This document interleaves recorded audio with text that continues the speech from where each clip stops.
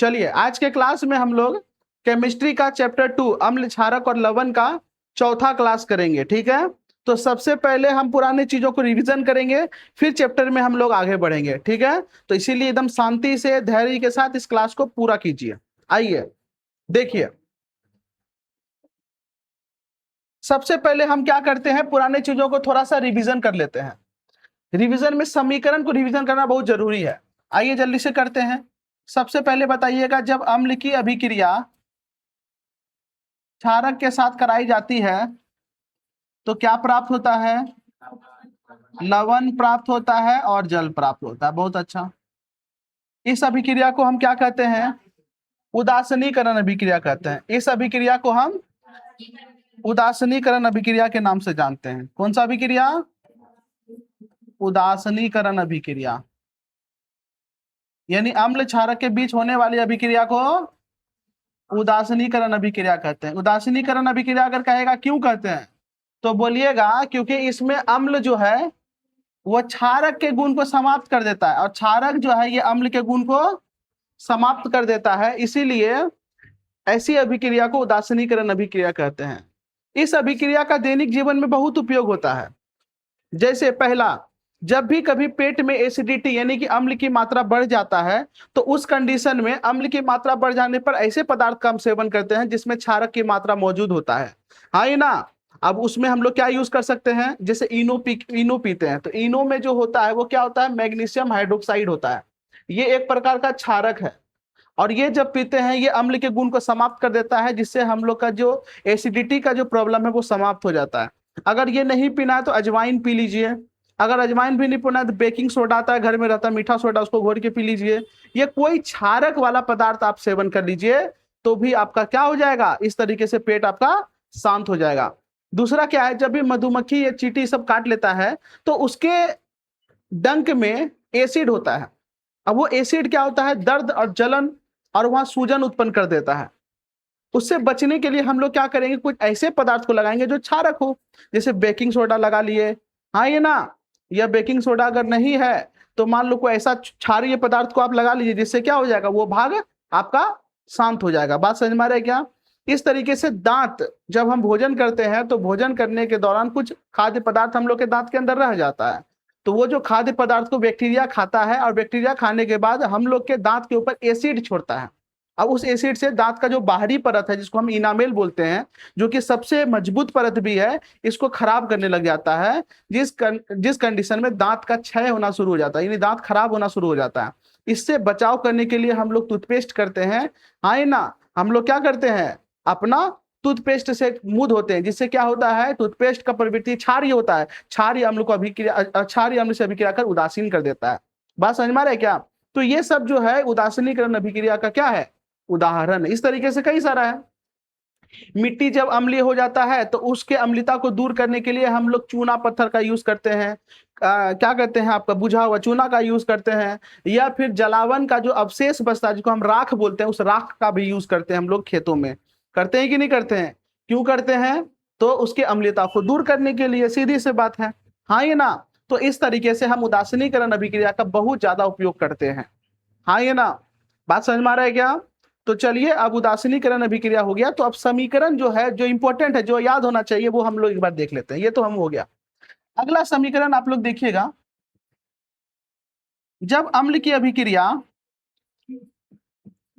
हम धातु के साथ करवाते हैं, किसके साथ? धातु के साथ, तो क्या मिलता है, लवण, और क्या मुक्त होता है, हाइड्रोजन गैस। क्या मुक्त होता है? Hydrogen gas. यानी अम्ल धातु से अभिक्रिया कर लवण और हाइड्रोजन गैस मुक्त करता है। अगर हम अम्ल की अभिक्रिया धातु कार्बोनेट से करवा दे तो, किसे? धातु कार्बोनेट से करवा दे तो क्या बनेगा, लवण, जल और कार्बन डाइऑक्साइड गैस प्राप्त होगा, यह मुक्त होगा। हाँ ये ना, कोई दिक्कत है क्या? चलिए अच्छी बात है। अगर हम अम्ल की अभिक्रिया धातु हाइड्रोजन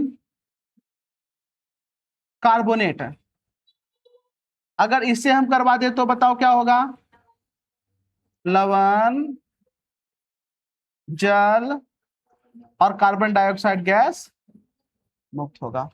है कि नहीं है? समीकरण याद रहेगा ये सब? चलिए आगे बढ़े अब हम लोग। ठीक है, ये सब याद रखिएगा।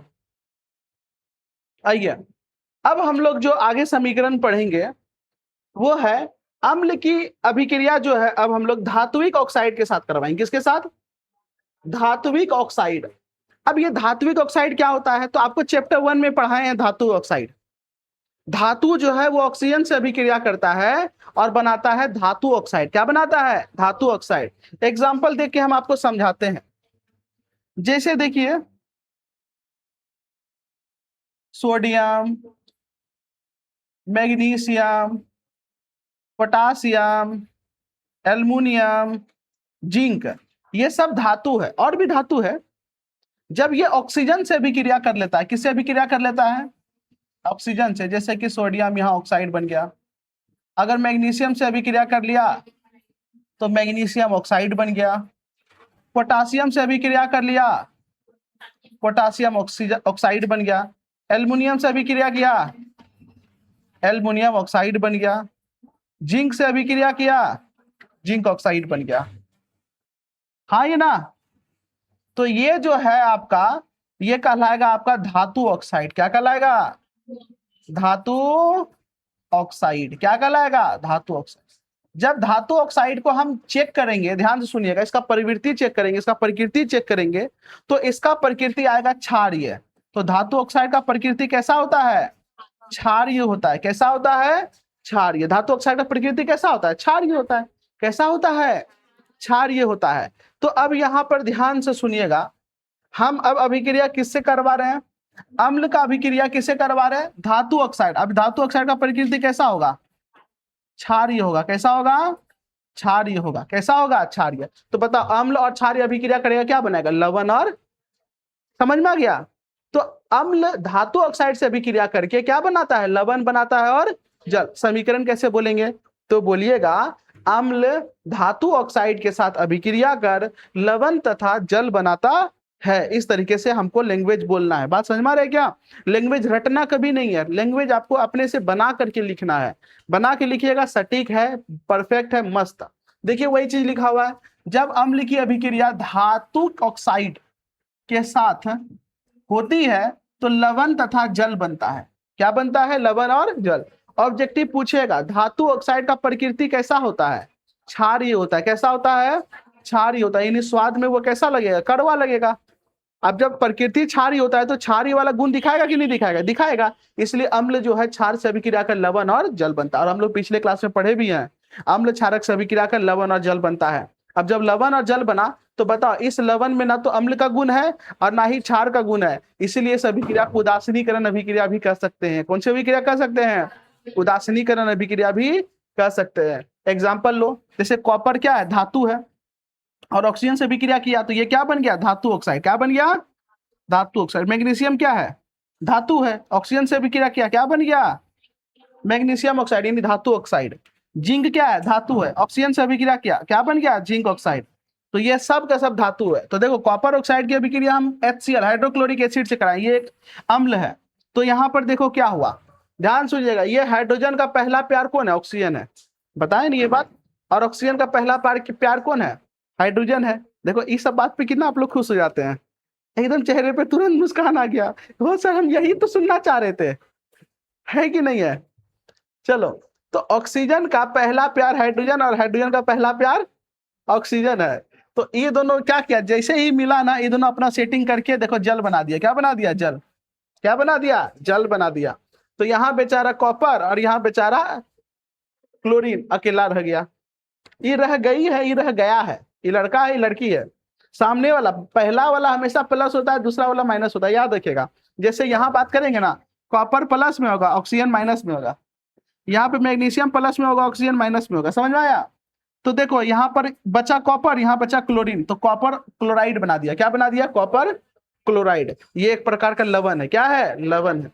आप समझो, ये धातु मैग्नीशियम जो है फिर क्लोरीन से अभिक्रिया करके क्या बनाया? Magnesium chloride. और आप ऑक्सीजन और हाइड्रोजन का बात जानिए रहे हैं, ये तो किसी से छिपा नहीं है कि नहीं? जग जाहिर है। चलो अब इतना खुश मत हो। उसी तरीके से ये ऑक्सीजन को जैसे मिला, सट से लेके क्या किया, भाग गया। चलो अब बचा यहाँ जिंक और यहाँ बचा सल्फेट, तो ये बनाएगा जिंक सल्फेट। क्या बनाएगा, जिंक सल्फेट। अच्छा, अगर यहाँ पे रहता कॉपर ऑक्साइड और उसकी अभिक्रिया हम H2SO4 से करवाते हैं, तो ये ऑक्सीजन जो है ना हाइड्रोजन को लेके भाग जाता। हाँ ये ना, तो यहाँ पर क्या बचता, कॉपर, यहाँ क्या बचता, SO4, तो ये हो जाता कॉपर सल्फेट। समझ में आ रहा है क्या किस तरीके से बन रहा है। हाँ ये ना, समीकरण को आप घर में 2 बार 3 बार जाके लिखिए। समीकरण लिखिएगा ना तो आपको चैप्टर आसान लगेगा, पूरा समीकरण लिखिए बार बार। ये सब चीज एकदम घर में बनाइए। धातु की अभिक्रिया धातु ऑक्साइड के साथ, अम्ल की अभिक्रिया धातु ऑक्साइड के साथ, अम्ल की अभिक्रिया अधातु ऑक्साइड, अलग अलग जो जो आपको पता है उस तरीके से लिख लिख के बनाइए। हाँ ये ना, तो यहाँ तक कोई दिक्कत, पक्का ना, ये समझ में आ गया। लैंग्वेज अपने से बनाना, लैंग्वेज कैसे बनाना है, अपने से। देखिए क्या लिखा हुआ, धात्विक ऑक्साइड सामान्यतः किस प्रवृत्ति का होता है, क्षारीय का होता है। इसलिए अम्ल और धातु ऑक्साइड की अभिक्रिया को उदासीनीकरण अभिक्रिया भी कहा जाता है, क्योंकि इस अभिक्रिया के दौरान लवण और जल प्राप्त होता है, लवण और जल प्राप्त होता है। बात समझ में आ गया क्या। तो यहां से क्या समझे हम, अम्ल की अभिक्रिया धातु ऑक्साइड के साथ कराने पर लवण और जल प्राप्त होता है। क्या प्राप्त होता है, लवण और जल प्राप्त होता है। धातु ऑक्साइड का प्रकृति कैसा होता है, क्षारीय होता है। कैसा होता है। अब इसका उल्टा, धातु का उल्टा क्या होता है, अधातु। तो अधातु ऑक्साइड का प्रकृति कैसा होगा, अम्लीय होगा। कैसा होगा, चलिए बहुत अच्छा। आगे देखिए, आगे देखिए क्या है। अब हम क्या करेंगे, धातु ऑक्साइड के साथ अम्ल की अभिक्रिया तो हो गया। अभी हम लोग देखें धातु ऑक्साइड का अम्ल के साथ अभिक्रिया क्या बनाया, लवण और जल बनाया। क्या बनाया, लवण और जल। तो थोड़ा सा समझिएगा, धातु ऑक्साइड का प्रकृति क्या होता है, क्षारीय होता है। धातु ऑक्साइड में क्या आएगा, कॉपर ऑक्साइड आएगा, आयरन ऑक्साइड आएगा, जिंक ऑक्साइड आएगा, ये सब धातु ऑक्साइड है। ये सब क्या है, क्षारीय। क्या है, क्षारीय है। लेकिन अगर अधातु ऑक्साइड है तो उसका प्रकृति कैसा होता है, अम्लीय। जैसे कॉपर क्या कार्बन डाइऑक्साइड, सल्फर डाइऑक्साइड, ये कैसा है, क्षारीय। कैसा है, सॉरी अम्लीय है, अम्लीय है। अधातु ऑक्साइड कैसा है, अम्लीय। कैसा है, अम्लीय। कोई दिक्कत है क्या। देखो, लेकिन सभी अधातु ऑक्साइड अम्लीय नहीं होते हैं, याद रखना। हम ये नहीं बोल रहे कि जितना धातु ऑक्साइड सब अम्लीय है, ऐसा नहीं होता है। कुछ ऐसा धातु ऑक्साइड है जो कि कैसा है, अम्लीय नहीं है, वो नॉर्मल है, न्यूट्रल है। वो कौन कौन सा है, जैसे जल, ये हाइड्रोजन का ऑक्साइड है कि नहीं है, ये क्या है, न्यूट्रल है। नाइट्रोजन का ऑक्साइड, ये क्या है, न्यूट्रल। कार्बन का ऑक्साइड न्यूट्रल है, नाइट्रोजन का ऑक्साइड न्यूट्रल है। ये सब जो है ये उदासीन है। क्या है, उदासीन है। ये ना तो अम्लीय है ना तो क्षारीय है। आ जाओ, बैठ जाओ। यहां तक किसी को कोई दिक्कत है क्या, नहीं ना, चलिए अच्छी बात है। अब हम लोग आगे बढ़ते हैं। देखिए बहुत इंपॉर्टेंट क्वेश्चन, अम्ल को हम धातु से अभिक्रिया करवा लिए, अम्ल का धातु ऑक्साइड से अभिक्रिया करवा लिए, अम्ल का क्षारक के साथ अभिक्रिया करा लिए, अम्ल का धातु कार्बोनेट के साथ अभिक्रिया करवा लिए, और अम्ल का धातु हाइड्रोजन कार्बोनेट से अभिक्रिया करवा लिए। अब हम अम्ल का अभिक्रिया जल के साथ कराएंगे। अम्ल जल के साथ कैसा बिहेवियर दिखाता है। हाँ ये ना, अम्ल में अगर हम पानी मिलाएंगे तो वो कैसा बिहेवियर दिखाएगा, अब उसके बारे में हम लोग समझेंगे। ठीक है, चलिए अब देखिए अम्ल का जलीय विलयन, इसका टॉपिक क्या है, अम्ल का जल। तो यहाँ पर ध्यान से सुनिएगा, जब हम क्या करते हैं, अम्ल जल में घुलाया जाता है। जब हम अम्ल को जल में घुलाते हैं तो वह हाइड्रोजन आयन उत्पन्न करता है। तो अभी हम आप लोगों को पहले क्लास में पढ़ाए थे कि अम्ल जो है वो जल में घुलकर कौन सा आयन देगा, हाइड्रोजन आयन देगा। और क्षारक जल में घुल के क्या देगा, हाइड्रोक्साइड OH- आयन देगा, जिसको हाइड्रोक्साइड आयन बोलते हैं। तो ये जो है अम्ल जो है वो जल में घुलकर H+ आयन देता है, हाइड्रोजन आयन देता है। ये हाइड्रोजन आयन स्वतंत्र अवस्था में नहीं रहते हैं। ये स्वतंत्र अवस्था में ये नहीं, जैसे कि बताओ नमक आपका स्वतंत्र अवस्था में है कि नहीं, NaCl है कि नहीं है। चीनी C6H12O6 सॉरी ग्लूकोज C6H12O6 स्वतंत्र अवस्था में है कि नहीं। लेकिन ये हाइड्रोजन आयन कभी भी स्वतंत्र अवस्था में नहीं रहेगा, स्वतंत्र अवस्था में नहीं रहेगा। तो ये क्या करता है, ये जो हाइड्रोजन है ना, ये ऑक्सीजन से अभिक्रिया करके बना देता है H3O+। इसको हम लोग बोलते हैं हाइड्रोनियम आयन। तो हाइड्रोजन आयन और हाइड्रोनियम आयन में ज्यादा कोई अंतर नहीं है। बात समझ में आ रहा है क्या। तो ध्यान से सुनिएगा, जब कोई अम्ल जल में घुलता है तो वो हाइड्रोजन आयन उत्पन्न करता है, और ये हाइड्रोजन आयन स्वतंत्र अवस्था में नहीं रहता है। बल्कि जल के अणु से मिलकर हाइड्रोनियम आयन बना देता है। कौन सा आयन बना देता है? Hydronium ion. जैसे देखो ये एसिड है, एसिड में हम क्या मिला दिए? पानी। क्या मिला दिए? पानी। तो जैसे ही पानी हम मिला दिए ना, तो यहां पर देखो ये जो ऑक्सीजन है, ये हाइड्रोजन अलग होगा। हाइड्रोजन क्या होगा? अलग होगा। जैसे हाइड्रोजन अलग होगा ना, तो ये ऑक्सीजन से अभिक्रिया करके क्या बना देगा? H3O+। इसको कहते हैं हाइड्रोनियम आयन। क्या बोलते हैं? Hydronium ion. यानी ये वाला H जो है ना, इस वाले ऑक्सीजन के पास जाना चाहेगा। अभी हम बताए थे ना प्यार मोहब्बत वाला लफड़ा, है कि नहीं है? अब देखो, जब ई ऑक्सीजन ऑलरेडी हाइड्रोजन से है, चक्कर है ना ऑलरेडी, तो ई हाइड्रोजन बेचारा कहाँ जाएगा? बोला आ जा, तू हो, आ जा, है कि नहीं है? तो वो हाइड्रोजन किसके पास आ गया? यही ऑक्सीजन के पास आ गया। तो देखो एगो हाइड्रोजन और दो हाइड्रोजन, क्या हाइड्रोजन? 3 गो हाइड्रोजन। ऑक्सीजन बेचारा प्लस में है। बेचारा नहीं, बेचारी है। खुश काहे हो रहा है तुमने? चलो यहाँ ध्यान देना, आयुष है इसलिए खुश हो रहा है। चलो यहाँ तक कोई दिक्कत आई? बेचारा क्लोरीन क्या रहेगी? अकेले। देखो माइनस, क्लोरीन में क्या रहेगा? माइनस। तो यहाँ पर ये अलग आयन बना और यहाँ पर अलग आयन बना। और याद रखिएगा, अगर कहीं पर आयन बन रहा है तो समझिए वहां बिजली का प्रवाह हो रहा है। किसका प्रवाह होगा? विद्युत का प्रवाह होगा। अगर कहीं आयन नहीं है तो वहां विद्युत का प्रवाह नहीं होगा। जैसे आपका जो जो भी तार में बिजली जा रहा है, उसके अंदर क्या है? आयन है। क्या है? आयन है, जो इलेक्ट्रॉन को लेके जाता है, आता है, जाता है, आता है। फ्री इलेक्ट्रॉन है। हाँ ये ना, इलेक्ट्रॉन खुद आयन है। बात समझ में आ रहा है क्या? तो इसीलिए इलेक्ट्रिसिटी फ्लो हो पा रहा है। तो समझिए, अब जब हम किसी भी पानी में एसिड मिला देंगे ना, तो एसिड मिला देने के बाद वो पानी बिजली का चालन करने लगेगा, बिजली का उसमें प्रवाह होने लगेगा।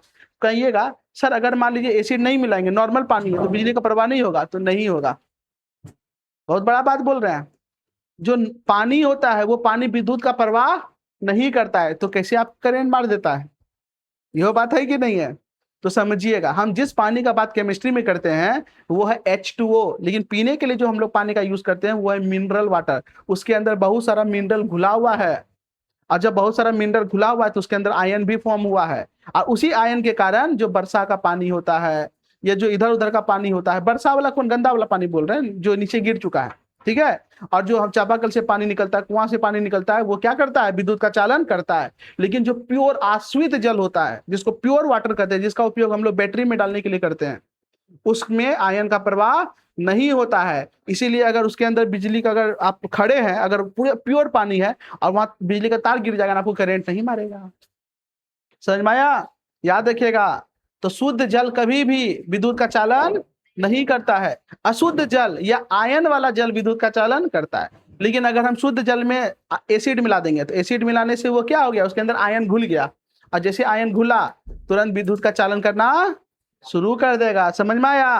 और तुम छोड़ दो एसिड घुला, तुम नमक घुला दो। जैसे नमक घुलाइएगा ना, नमक होता है NaCl, इसको जैसे ही घुलाइएगा ना तो सोडियम अलग हो जाएगा और क्लोरीन अलग हो जाएगा। देखो आयन बन गया कि नहीं बन गया?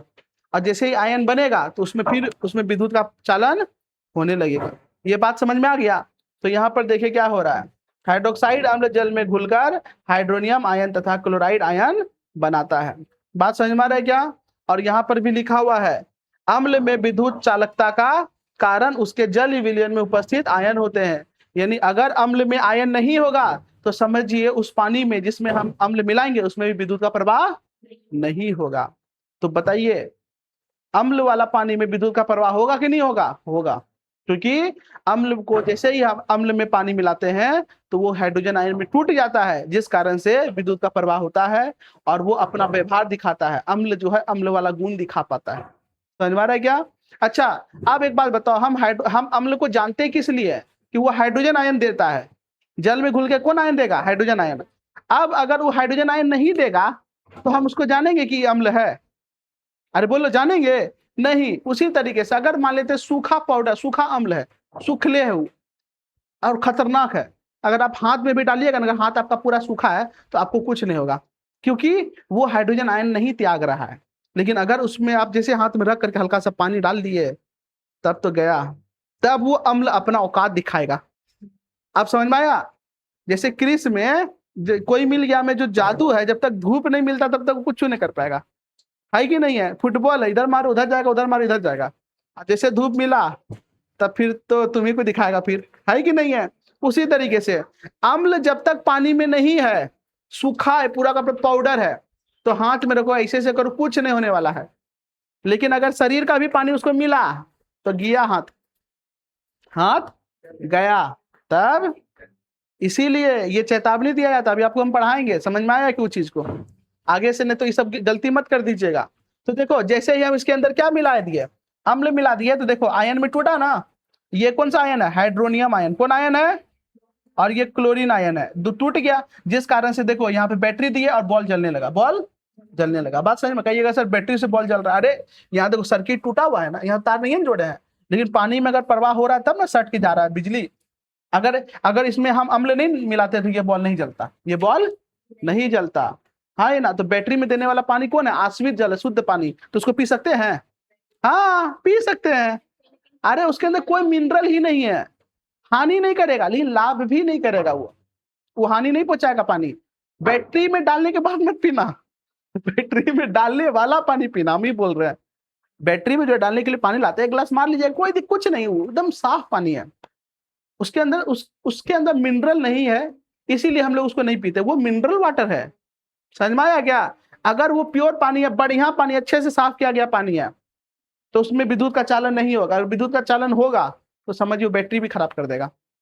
इसीलिए कहा जाता है अच्छा क्वालिटी का पानी ही बैटरी में देना चाहिए, नहीं तो बैटरी का लाइफ घट जाता है। चापाकल से ये नहीं कि चापाकल मारा, अब पानी डाल दिया, उसको नल खोल के पानी डाल दिया, सब मत करना। हाँ ये ना, हम लोग कौन सा पानी डाल सकते हैं, मिनरल वाटर। कौन सा वाटर, मिनरल वाटर, सॉरी हम भी पागले हैं, मिनरल वाटर तो पी सकते हैं। कौन सा, आश्रित जल, जिसके अंदर एक कोई जरा आयन नहीं होता है, कोई दिक्कत। तो ये आप समझ में आया। तो बोलिएगा अम्ल का जल विलयन, अम्ल जल में घुलकर हाइड्रोजन आयन छोड़ता है या हाइड्रोजन आयन देता है, जिस कारण से अम्ल अपना बिहेवियर, अपना गुण दिखा पाता है। अगर हम उसको पानी नहीं देंगे, जल नहीं देंगे, तो वो अपना गुण नहीं दिखा पाएगा। तो अम्ल के लिए ताकत कौन है, पानी। कौन है, पानी। और कोई मिल गया में जादू का ताकत कौन है, धूप। कौन है, धूप है। समझ में आया, चलिए अच्छी बात है। अब यहां पर ध्यान दीजिएगा, क्वेश्चन आ गया, अम्ल का जलीय विलयन विद्युत का चालन क्यों करता है।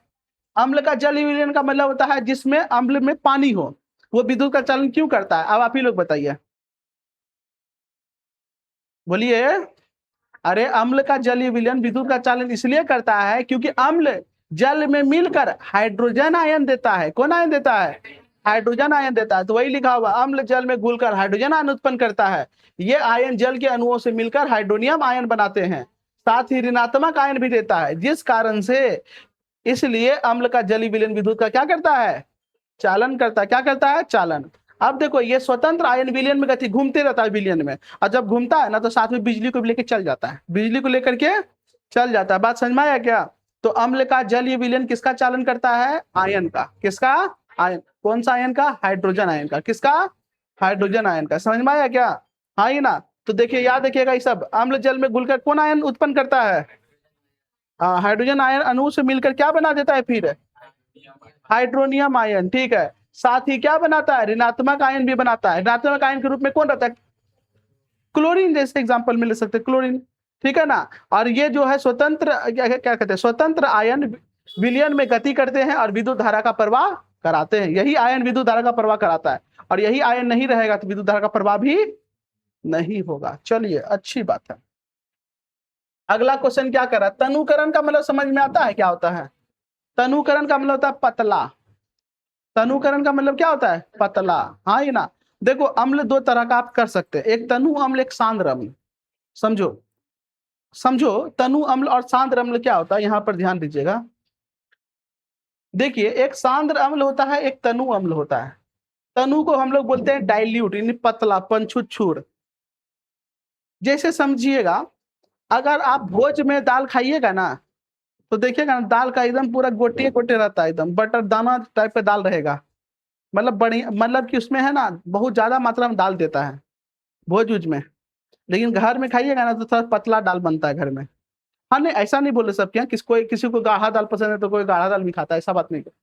तो कहने का मतलब क्या हुआ, अगर 100 ग्राम दाल में 1 लीटर गर्म पानी डाल देंगे, और कहीं 100 ग्राम दाल में हम 500 ml पानी डालेंगे, आधे लीटर पानी डालेंगे, तो आधा लीटर जिसमें पानी डालें वो गाढ़िया दाल ना बनेगा, तो उसको हम लोग कहेंगे सांद्र, कंसंट्रेटेड, गाढ़ा। और जहां पे हम 1 लीटर पानी डाल दिए तो वो बन जाएगा क्या, तनु बन जाएगा। जैसे एग्जांपल लो, और थोड़ा समझो। 1 गिलास पानी में 2 चम्मच चीनी घोले और वहीं 1 गिलास पानी में 6 चम्मच चीनी घोले, तो 6 चम्मच चीनी वाला ज्यादा गाढ़ा होगा ना, और 2 चम्मच चीनी वाला कम गाढ़ा होगा। हाँ ये ना, तो बस तनु वाला समझ में आया। तनु क्या होता है? तनु मतलब पतला, तनु का मतलब, तो याद रखना जिसमें अम्ल कम मात्रा में हो और पानी ज्यादा मात्रा में हो, जिसमें अम्ल क्या रहेगा, कम रहेगा और पानी ज्यादा रहेगा, तो वो क्या कहलाएगा, तनु कहलाएगा। क्या कहलाएगा, तनु। और जिसमें अम्ल अधिक मात्रा में रहेगा और पानी कम मात्रा में रहेगा, वो कहलाएगा सांद्र। क्या कहलाएगा, खतरनाक ई की खतरनाक ई, ई है सांद्र वाला। समझ में आया, समझ में आ रहा है ना, याद रखिएगा। तो वही यहाँ पे बोल रहा है,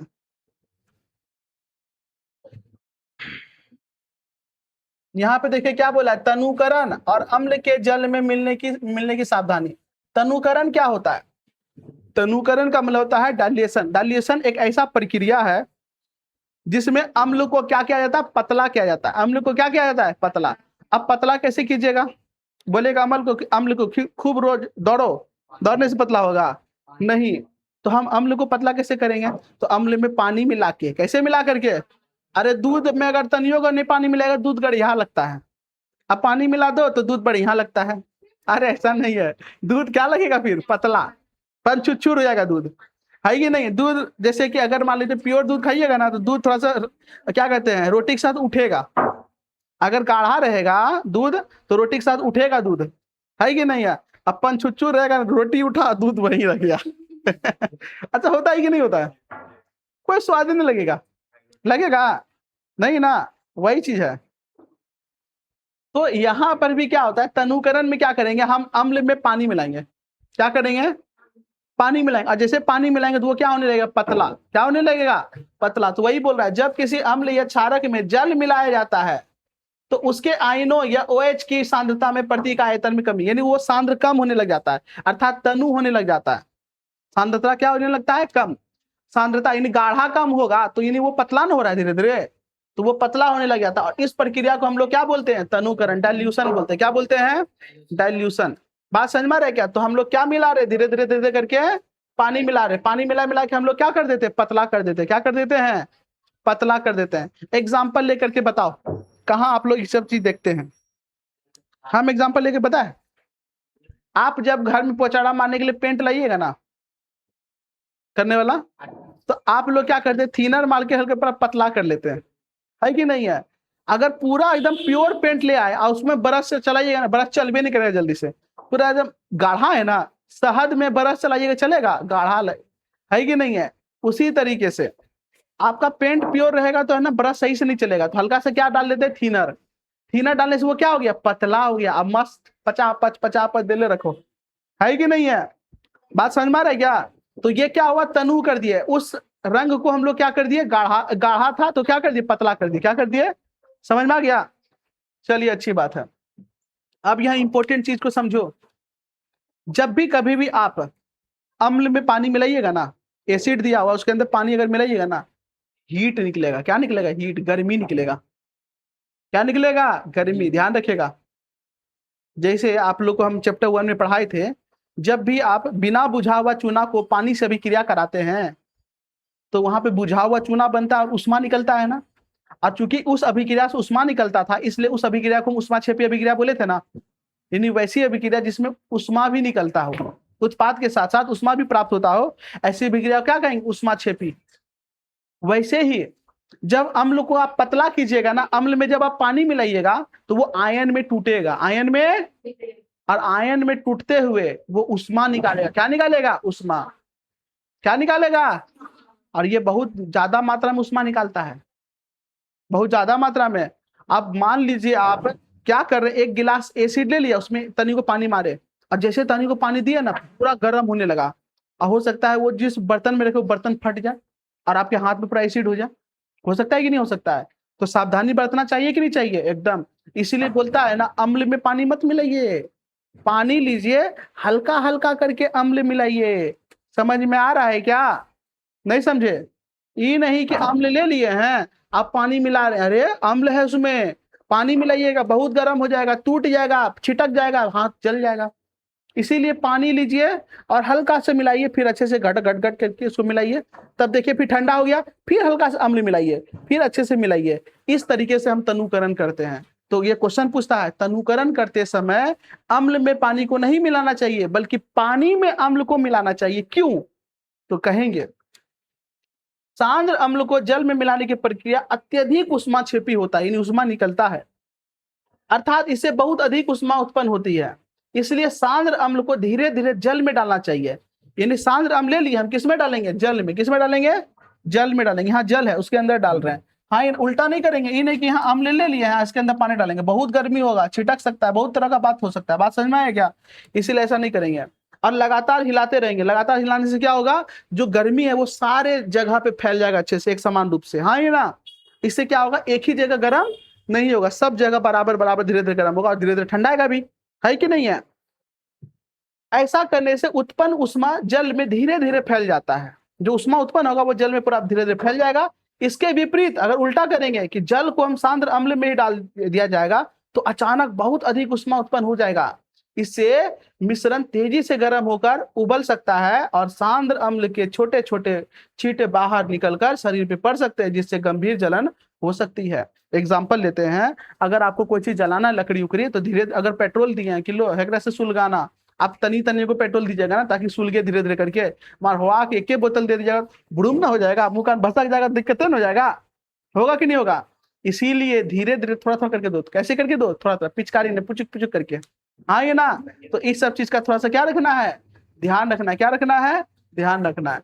तो याद रखिएगा, कभी भी हम लोग पानी में अम्ल को मिलाएंगे, लेकिन अम्ल में पानी को नहीं मिलाएंगे। ये सिखाया गया है, बहुत जरूरी चीज है। आप कभी 11-12 में लैब में गए, आपको बोले कि पता ये जो एसिड है H2SO4 सल्फ्यूरिक एसिड, उसको पतला करो। ले, कहीं ये इतना देर बैठ बैठ के क्या करेगा? मार, इधर मार दिए, पानी डाल दिए, बस गर्म होके वहीं उड़ गया कुछ। तो बात दिक्कत ना हो जाएगा, कपड़ा उपड़ा सब खराब हो जाएगा। खराब होगा क्या? जल जाएगा, क्योंकि वो कंसंट्रेटेड गाढ़ा है।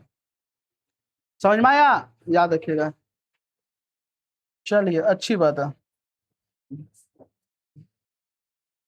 अगला देखिए, शुष्क हाइड्रोक्लोरिक अम्ल, शुष्क लिटमस पत्र का रंग क्यों नहीं बदलता है? देखो, अगर आप सूखा एसिड का पाउडर लीजिएगा ना, सूखा, और उसमें लिटमस पेपर डालिएगा ना, कुछ नहीं, लिटमस चेंज नहीं होगा। लिटमस चेंज नहीं होगा। क्यों नहीं होगा? आप जल्दी से बताइए। वेरी गुड, उसमें आयन घुला हुआ नहीं है, सूखा है ना, उसमें पानी का मात्रा नहीं। और जब पानी का मात्रा नहीं रहेगा तो आयन रहेगा नहीं, और जब आयन ही नहीं रहेगा तो लिटमस का पार बताएगा। लिटमस किसको बताता है? पावर ऑफ हाइड्रोजन, हाइड्रोजन को बताता है। हाँ, है ना? लिटमस बता पाएगा? नहीं बता पाएगा। इसलिए क्वेश्चन पूछता है इंपॉर्टेंट कि शुष्क अम्ल अपना अम्ल के जैसा व्यवहार नहीं दिखाता है। क्यों कहिएगा? शुष्क अम्ल, अम्ल जो है हाइड्रोजन आयन में टूटे नहीं होते हैं, हाइड्रोजन आयन उसमें मौजूद नहीं, टूटा हुआ मौजूद नहीं रहता है, इसलिए वो अपना अम्ल का व्यवहार नहीं दिखा पाता है। लेकिन जैसे ही उसके अंदर पानी डालते हैं तो उसका हाइड्रोजन आयन टूटने लगता है, और जैसे हाइड्रोजन आयन टूटता है तो अम्ल अपना व्यवहार दिखाना शुरू कर देता है। समझ में आया? तो सूखा अगर एसिड है तो सूखा एसिड अगर मुंह में डायरेक्ट ले ली तो मुंह में जल का मात्रा है तो हानि पहुंचा देगा। हाथ अगर सूखा है तो कोई दिक्कत नहीं है, और अगर ऐसे रहेगा तो दिक्कत होगा कि नहीं होगा? भारी दिक्कत हो जाएगा। तो इसीलिए बोल रहा है शुष्क हाइड्रोक्लोरिक अम्ल हाइड्रोजन आयन उत्पन्न नहीं होते हैं, क्योंकि अम्ल जल की उपस्थिति में ही क्या कहते हैं, आयनित होकर हाइड्रोजन आयन प्रदान करता है। यानी ये जल में जब अभिक्रिया करता है, जल में उपस्थित रहता है, तभी ये हाइड्रोजन आयन देता है। तो जल की अनुपस्थिति में HCl अम्लीय गुण प्रदर्शित नहीं करते हैं। हाँ, ये ना, एक क्वेश्चन और पूछता है, अम्ल जल की अनुपस्थिति में अम्ल अपना व्यवहार अम्लता अम्लीय वाला गुण क्यों नहीं दिखाता है? जल जहां उपस्थित नहीं होता है वहां पर अम्ल जो है अपना व्यवहार नहीं दिखाता है। क्यों नहीं दिखाता है? क्योंकि वो हाइड्रोजन आयन में टूटे नहीं होते हैं, और जैसे पानी दीजिएगा अपना व्यवहार दिखाना शुरू कर देगा। समझ में आ गया क्या? तो ये सब चीज आप भूलिएगा नहीं, ठीक है? ये छोटा छोटा चीज है, आपको भूलना नहीं है। कोई दिक्कत है क्या? चलिए देखिए, क्वेश्चन यहाँ पे हम दिए हुए हैं। क्या क्वेश्चन बोल रहा है? आश्रित जल विद्युत का चालन क्यों नहीं होता है? आश्रित जल विद्युत का चालन क्यों नहीं करता है यहाँ पे, ठीक है? जबकि वर्षा जल तो करता है कि नहीं है? तो देखिए, आश्रित जल का पीएच मान क्या होता है? 7। आश्रित जल का उपयोग हम लोग पीने में नहीं करते, याद रखिएगा, बैटरी वाला पानी है ये प्योर पानी है। ठीक है ना। इसका पीएच मान क्या होता है? 7 होता है। विद्युत चालन के लिए हाइड्रोजन आयन का मुक्त होना आवश्यक है। जब तक हाइड्रोजन आयन नहीं रहेगा विद्युत का चालन नहीं होगा। वर्षा जल में कार्बन डाइऑक्साइड, SO2, NO2 आदि गैस वायुमंडल में उपस्थित होने पर वर्षा जल अम्लीय बन जाता है। कहने का मतलब जो वर्षा जल होता है, वर्षा जल भी बहुत शुद्ध है, लेकिन चूंकि हम लोग के वायुमंडल में बहुत सारा गैस है, SO2 है, NO2 है, लेकिन जब वो गैस से होते हुए आता है ना, तो उसके अंदर मिल जाता है, वो पानी के अंदर क्या होता है? मिल जाता है, जिस कारण से वो एसिडिक हो जाता है। क्या हो जाता है? एसिडिक। और बरसात जल जो है विद्युत का चालन करने लगता है। बात समझ में आ रहा है क्या? यह विद्युत का चालन करने लग जाता है। यही कारण है कि वर्षा जल में विद्युत धारा आसानी से प्रवाहित होती है और हाइड्रोजन आयन मुक्त होता है। आश्रित जल में हाइड्रोजन आयन मुक्त नहीं होता है, हो पाते हैं। यही कारण है विद्युत धारा नहीं बहती है। बात समझ में आया? हाँ है ना।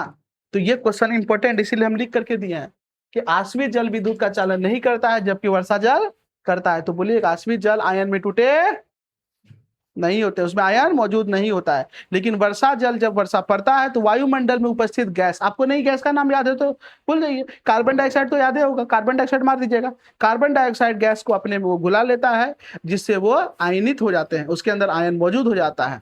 हाँ है ना। इसलिए वर्षा जल विद्युत का चालन करता है। अगला क्वेश्चन क्या है, देखिए, जल की अनुपस्थिति में, यानी जल जहां उपस्थित नहीं हो, अम्ल का व्यवहार अम्ल क्यों नहीं होता है? यानी जहां पर अम्ल उपस्थित नहीं होता है वहां पर अम्ल का व्यवहार अम्ल क्यों नहीं होता है, जहां पर जल उपस्थित नहीं होता है? तो बोलिएगा, जल की उपस्थिति में अम्ल में हाइड्रोजन आयन उत्पन्न होता है। अगर जहां जल होगा वहां हाइड्रोजन आयन होगा। अगर जहां अम्ल में क्या होगा? जल होगा, वहां पे कौन आयन होगा? हाइड्रोजन आयन होगा, वहां हाइड्रोजन आयन में टूटा रहेगा। लेकिन जल की अनुपस्थिति में जहां जल नहीं होगा वो HCl अणु में हाइड्रोजन आयन पृथक नहीं हो पाता है, वो हाइड्रोजन आयन अलग नहीं हो पाएगा। इसलिए जल की अनुपस्थिति में अम्ल का व्यवहार अम्लीय नहीं होता है। जहां पे अम्ल में जल नहीं रहेगा तो वो एकदम व्यवहार अम्ल का जैसा नहीं दिखाएगा। ये सब कुछ कुछ क्वेश्चन है, पढ़िएगा ना तो आपको समझ में आ जाएगा, कोई दिक्कत नहीं ना। सब घुमा फिरा के एक ही बात कर रहे हैं ना, एक एक कंसेप्ट याद रखना, एक कंसेप्ट, उसी पे सब चीज एक्सप्लेन हो रहा है। अम्ल जल में घुलकर हाइड्रोजन आयन देता है। अगर जिस अम्ल में जल की मात्रा नहीं है वो हाइड्रोजन आयन नहीं देगा, विद्युत का चालन नहीं करेगा। जिस अम्ल में जल की मात्रा है वो हाइड्रोजन आयन घुलाएगा और वो विद्युत का चालन करेगा। अब इसी को अलग अलग तरीके से क्वेश्चन को परोसा जाता है, समझ में आया। लेकिन क्वेश्चन का मेन जो मोटो है वो सेम है, अपने से आप लिखिएगा इस क्वेश्चन को। आइए, अब हम लोग इसके पिछले जितना कहानी पढ़ रहे थे वो सब अम्ल का पढ़ रहे थे। अम्ल का विक्रिया फलना के साथ, अम्ल का विक्रिया चिलना के साथ, अम्ल का विक्रिया ढेकाना के साथ, ले। लेकिन अब हम लोग जो पढ़ेंगे वो क्षारक का पढ़ेंगे। किसका पढ़ेंगे? क्षारक का। हाँ ये ना। अच्छा, अम्ल का क्षारक के साथ तो पढ़ लिए थे ना, तो क्या क्षारक का भी अम्ल के साथ पढ़ना होगा? ए भाई, हम दाल भात खाए या भात दाल खाया, एक ही बात है क्या? अलग अलग है? एक ही बात है। उसी तरीके से रोटी सब्जी बोलो या सब्जी रोटी बोलो, एक ही बात है। हाँ ये ना। रात दिन पढ़ते हैं या दिन रात पढ़ते हैं, एक ही बात ना हो गया। हाँ ये ना। तो वही चीज है यहाँ पर भी। चलिए, तो अब यहाँ देखो, अब हम लोग क्षारक का अभिक्रिया किसके साथ पढ़ेंगे? धातु के साथ। क्षारक का अभिक्रिया अम्ल के साथ पढ़ चुके हैं, लवण और जल बनता था। अब क्षारक का अभिक्रिया किसके साथ पढ़ेंगे? अम्ल का भी धातु के साथ पढ़े ना, तो क्षारक का भी पढ़ेंगे। आ जाओ, देखो, जब हम क्षारक की अभिक्रिया धातु के साथ कराते हैं तो क्या बनता है? लवण। और क्या बनता है? Hydrogen gas. अब आप याद कीजिए, जब हम अम्ल का अभिक्रिया धातु के साथ करवाए थे तो क्या बना था? लवण और हाइड्रोजन गैस से बना था। लवण और हाइड्रोजन गैस वहां भी बना था, और यहाँ भी लवण और हाइड्रोजन गैस ही बना कि नहीं बना? तो यहाँ से हम ये भी कह सकते हैं, जिस प्रकार अम्ल धातु से अभिक्रिया करता है, सेम उसी प्रकार क्षारक भी धातु के साथ अभिक्रिया करता है। तो यहाँ लिखिएगा, क्षारक धातु के साथ अभिक्रिया कर लवण तथा हाइड्रोजन गैस बनाता है। आइए एग्जाम्पल लेते हैं। अच्छा, जिंक क्या है? धातु है। सोडियम हाइड्रोक्साइड क्या है? क्षारक है। बकलोलिया सब क्षारक है। तो यहाँ पर क्या होगा? ये जो सोडियम है, ये सोडियम ये जिंक से अभिक्रिया करके, सोडियम ऑक्साइड जिंक से अभिक्रिया करके क्या बना जाएगा? सोडियम जिंकेट बनाएगा। और हाइड्रोजन गैस क्या हो गया? जब हम समझ गए कि हाइड्रोजन गैस अलग होगा तो हाइड्रोजन अलग कर दो तो बचेगा क्या? सोडियम ऑक्साइड और यहाँ जिंक मिल गया। अब जैसे समझो, यहाँ एल्युमिनियम है। एल्युमिनियम का अभिक्रिया किसके साथ करवाते हैं? Sodium hydroxide. किसके साथ? तो यहाँ पे देखो, ये जो हाइड्रोजन है वो अलग हो गया है, देखो यहाँ अलग हो गया। तो यहाँ बचा क्या? सोडियम ऑक्साइड और यहाँ एल्युमिनियम। तो सोडियम एल्युमिनियम ऑक्साइड हो गया। नहीं हो गया? उसी तरीके से तो खैर ज्यादा याद नहीं रखना, इसके पिछले वाला ज्यादा इंपॉर्टेंट है, इसमें एक दो को अगर याद रख के लिख भी दीजिएगा ना तो काफी हो जाएगा। कोई दिक्कत नहीं ना? तो याद रखिएगा। अगला देख लो अभिक्रिया, क्षारक के साथ अधात्विक ऑक्साइड की अभिक्रिया। अब बताओ अधात्विक ऑक्साइड की प्रकृति कैसा होता है? गधा अम्लीय होता है। कैसा होता है? धात्विक ऑक्साइड का प्रकृति कैसा होता है? क्षारीय। और अधात्विक ऑक्साइड का प्रकृति कैसा होता है? अम्लीय। ये भूलिएगा नहीं, है कि नहीं है? धात्विक ऑक्साइड का प्रकृति क्षारीय, अधात्विक ऑक्साइड का प्रकृति। अब जब ये अम्ल है, ये क्षार है, ये अम्ल है और ये क्षार, अभिक्रिया करेगा क्या बनेगा? लवण और जल। है कि आसान है कि नहीं? अगर आप अच्छे से समझिएगा तो इसका प्रकृति कैसा होता है? अम्लीय। अम्ल और क्षारक अभिक्रिया करके क्या बनेगा? लवण और जल। कार्बन डाइऑक्साइड क्या है? अधात्विक ऑक्साइड है। हम देखो किसे अभिक्रिया करवा दिए हैं? क्षारक से। क्या बना दिया? कैल्शियम कार्बोनेट बनाया, लवण है, जल बना दिया। यहाँ तक कोई दिक्कत है क्या? ये सब बस समझिए कि 2 बार अच्छे से। कोई दिक्कत? तो बताओ, क्षारक अम्ल से अभिक्रिया क्षारक धातु से अभिक्रिया कर क्या बनाता है? लवण और हाइड्रोजन गैस। क्षारक अधातु ऑक्साइड से अभिक्रिया कर क्या बनाता है? लवण और जल। क्षारक का अम्ल के साथ अभिक्रिया बता दिए हैं। अब क्षारक का ज्यादा कुछ है ही नहीं, यही 3 को अभिक्रिया था। अब कहिएगा सर उसको तो धातु कार्बोनेट के साथ करवाए, धातु हाइड्रोजन कार्बोनेट के साथ करवाए, इसका क्या नहीं करवाए? इसका होबे नहीं करता, कौन जी करवाएंगे? हाँ, जल के साथ करवा सकते हैं। अब बताओ इस भी जल में घुलेगा तो क्या देगा? OH माइनस आयन देगा। कौन आयन देगा? OH minus. तो क्षारक का जल विलयन भी विद्युत का चालन करेगा कि नहीं करेगा? करेगा, क्योंकि उसमें भी आयन है। लेकिन कब करेगा? जब ये पानी में मिलेगा, बिना पानी मिले नहीं करेगा। समझ में आया? देखो सही कहता है, अंत में सबको पानी मिट्टी में मिल जाना है, ये लोग को पानी में मिल जाना है कि नहीं है? चलो अगला टॉपिक देखो क्या है, क्षार किसे कहते हैं? क्षारक और क्षार में थोड़ा सा अंतर होता है, ध्यान रखिएगा। हाँ देखो समझो, अच्छा जितना भी चीजें क्या, जितना भी हम लोग जैसे हम लोग घर में बहुत सारा सामान है, क्या सब पानी मिलता है? नहीं मिलता। जैसे नमक पानी में अच्छे से मिल जाता है, चीनी पानी में अच्छे से मिल जाता है, हल्दी अच्छे से पानी में मिल जाएगा। क्या सब चीज पानी में अच्छे से मिलेगा? नहीं मिलेगा। उसी तरीके से हम लोग के पास जितना भी क्षारक है ना, जितना भी क्षारक है, सब क्षारक पानी में अच्छे से मिलता नहीं है। तो हम लोग क्या किए हैं? बांट दिए। वैसा क्षारक जो पानी में यानी जल में बढ़िया से मिल जाता है, पूरा का पूरा विलय हो जाता है, बढ़िया से घुल जाता है, उसको हम नाम दे दिए क्षार। क्या नाम दे दिए? क्षार। ध्यान से सुनिएगा, क्या है? वे क्षारक जो जल में घुलनशील होते हैं, जो जल में मिल जाता है और जल में घुलकर हाइड्रोक्साइड आयन प्रदान करता है, उसे हम क्षार बोलते हैं। क्या बोलते हैं? क्षार बोलते हैं। जैसे सोडियम पानी में घुल के OH माइनस आयन देता है, तो सोडियम क्या हुआ? क्षार हुआ। क्या हुआ? क्षार हुआ। तो इसको कोई क्षारक बोले गलत बोलेगा? नहीं। हाँ ये ना, तो जितना भी क्षार है वो सब क्या है? क्षारक है। लेकिन जितना भी क्षारक है सब क्षार नहीं है। समझ में आया? नहीं समझ में आया ये बात? देखो जितना भी लड़की है सब माँ है? नहीं है। लेकिन जितना भी माँ है सब लड़की है कि नहीं है? है कि नहीं है? उसी तरीके से हंसने वाला बात क्या हुआ? लड़का पे भी बोल दे, जितना भी लड़का है सब बाप है, पिताजी है सब नहीं। लेकिन जितना भी पिताजी सब बॉयज है कि नहीं है? तब उसी तरीके से कैसे? पिताजी से पूछो कैसे, समझो। हाँ सुन समझो, उसी तरीके से जितना भी क्षारक है, क्षार का संख्या ज्यादा है ना, जितना भी क्षार है सब क्षारक जरूरी नहीं है, लेकिन जितना भी क्षार होगा सब क्षारक होगा। समझ में आया? याद रखिएगा। नहीं समझ में आया? जैसे समझो मेरे पास बहुत सारा क्षारक है, जैसे A B C D सब मेरा क्षारक है। हम क्या बोले? जो जो पानी में घुल जाता है और हाइड्रोक्साइड आयन देता है उसको क्षार बोले। मान लो ये घुल गया, ये घुल गया, तो ये दोनों को हम क्या बोल देंगे? क्षार बोल देंगे। क्या बोल देंगे? क्षार। ये दोनों क्षार नहीं हुआ, लेकिन ये सब क्षारक है, तो ये भी क्षारक हुआ कि नहीं हुआ? हाँ ये ना, तो जितना भी क्षारक है सब क्षार होगा जरूरी नहीं है, क्योंकि क्षारक तो ये भी है लेकिन क्षार नहीं है। लेकिन जितना भी क्षार है वो क्षारक होगा। क्षार क्षारक क्षार क्षारक है कि नहीं? क्षारक क्षार।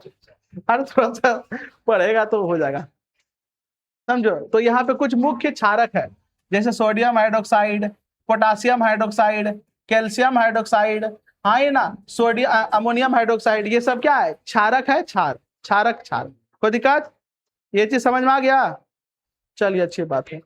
अब ध्यान दीजिएगा थोड़ा सा, क्षारक में और क्षार में अंतर ये पूछ देता है 3 नंबर में। क्षारक और क्षार में अंतर क्या होता है? तो क्षारक, देखो सभी क्षारक जल में विलय नहीं होते हैं, लेकिन सभी क्षार जल में विलय होते हैं। एग्जाम्पल दिया हुआ है, सभी क्षारक क्षार नहीं होते हैं, लेकिन सभी क्षार क्षारक होते हैं। एक बार इसको लिख लीजिएगा और इसको समझिएगा। बात समझ में आया क्या? कोई दिक्कत है क्या? नहीं ना, कंफ्यूजन रहेगा थोड़ा सा, एक बार लिख लीजिएगा ना तो फिर कंफ्यूजन क्लियर होगा। आइए एक लास्ट टॉपिक, अम्ल क्षारक में अंतर, बहुत इंपॉर्टेंट। अब आप लोग अंतर यूं बताइएगा, कैसे बताइएगा? यूं यूं यूं, ऐसे देखो कैसे। पहला देखो, अम्ल क्या होता है स्वाद में? ये स्वाद में कैसा होता है? कड़वा होता है, यह कसेला होता है। ये नीले लिटमस को क्या कर देता है? लाल कर देता है। तो ये लाल को क्या करेगा? ट्रिक क्या याद रखिएगा, अनीला, यानी अम्ल नीला को लाल करता है। गुड।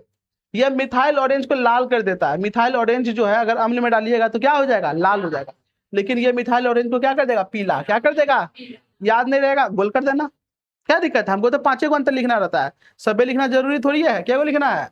5 को, 5 को लिख दिया, आपका काम हो जाएगा। ठीक है ना? अगर याद नहीं रहेगा तो उसको गोल कर देना। चलो अब बताना, अम्ल जो है जल में घुलकर क्या देगा? Hydrogen ion.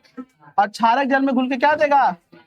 OH minus ion देगा। ठीक है, यह क्षारक को क्या कर देगा? उदासीन। अम्ल, अम्ल अगर है उसमें क्षारक डाल दीजिएगा, उदासीन कर देगा। और अगर क्षारक है उसमें अम्ल डाल दीजिएगा, क्या कर देगा? उदासीन कर देगा। अच्छा, इसका पीएच मान 7 से, उसका पीएच मान 7 से, और जिसका पीएच मान 7 है वो क्या है? न्यूट्रल। क्या है? न्यूट्रल, उदासीन। क्या है? कोई दिक्कत है क्या? तो ये याद नहीं रहेगा, आसान है एकदम। क्या है? आसान है। कोई दिक्कत? तो आज के क्लास को हम यहीं पर समाप्त करते हैं। आपका होमवर्क क्या रहेगा कि आप जा करके इसको एक बार अच्छे से फ्रेश से लिखिएगा, 1-2 बार पढ़िएगा और समीकरण को लिखने की कोशिश कीजिएगा। अगर इतना कर पा रहे हैं तो अच्छी बात है, अगर नहीं कर पा रहे तो भी बहुत बुरी बात है, फिर दिक्कत हो जाएगा आपको। समझ में आ रहा है क्या? अम्ल क्षारक में अभिक्रिया, अम्ल क्षारक में अभिक्रिया, अम्ल क्षारक इसके साथ अभिक्रिया करता है वो, अम्ल क्षारक में अंतर, ये सब बहुत इंपॉर्टेंट क्वेश्चन है, इसलिए इसको आप जरूर कीजिएगा। कोई दिक्कत? तो आज के लिए इतना ही, धन्यवाद।